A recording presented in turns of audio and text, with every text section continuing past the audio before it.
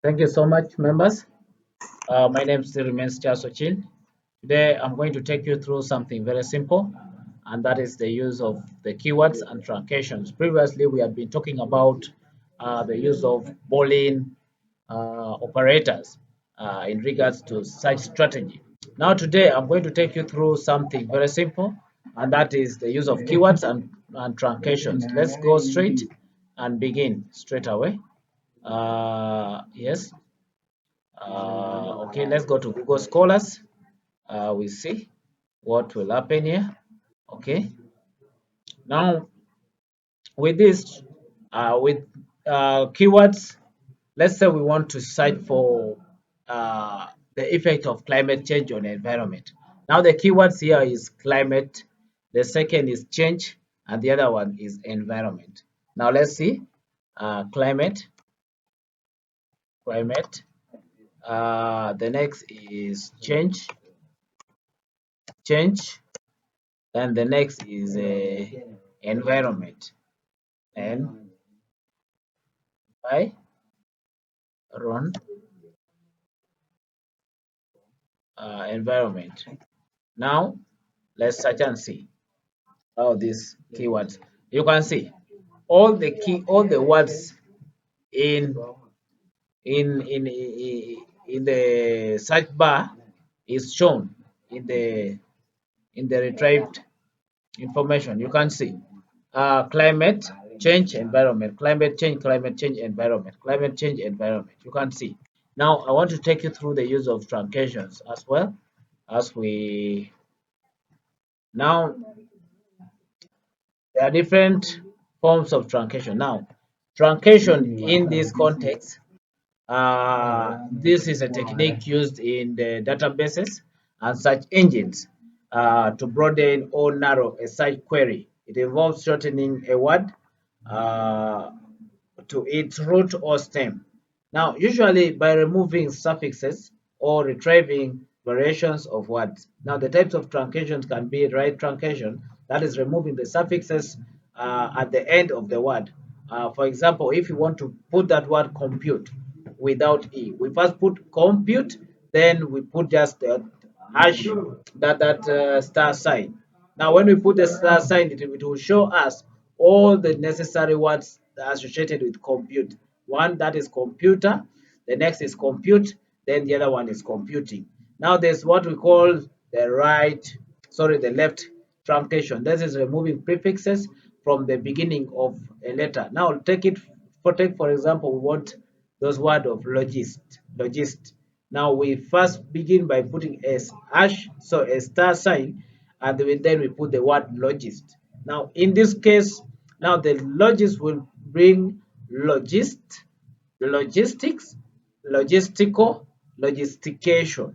All this will come in our retrieved uh, informations. Now, the next one is internal truncation. Now, this is removing letters within the word. Now, for example, let's take the word color. The word color. With the word color, we can put uh, LOL, then we put that hash sign, or we can say a question mark. We can put a question mark in the middle. This shows that there's something missing. As we start, let's go through this very fast. Let's begin. Let's begin with the word compute. Okay, compute, compute. Now here, yes, as you can see, it is bringing. There's this computing, computer, computing, computing. You can see. Now, uh, that is one. That is the what we call the right truncation. Now let's look at the left truncations here. Okay. Very fast, we look at the left truncation. Uh, let's put it uh, at the beginning. At the beginning of the letter, we put that star at the beginning of the letter. Now let's start with this logist. Okay, now we just get in and search. You can see logistics. Okay, sorry. Now let's see one of these, what we call internal truncation. Internal truncation. Now, with the internal truncation, I gave an example of color. Now, let's just put this word color. Then we just put a question mark in the middle of color. Then we put R. Now, it will bring all the word associated with that color. Now, let's see into this. Okay. R. Okay. Let's see to bring. Uh, okay.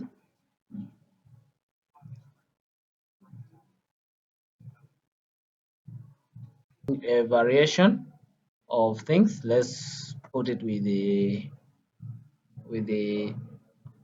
okay,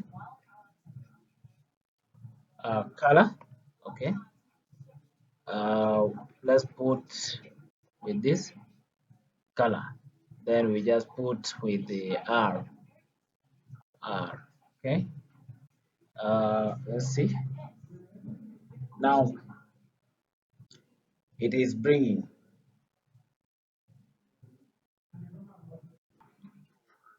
Now I want to take you through something that is now uh, truncation symbols. Now the truncation symbols, one of them is what we call the asterisk. Now this one is in curlies. Sorry, this one is in curlies. Now this is what we call asterisk. Now the next is what we call question mark.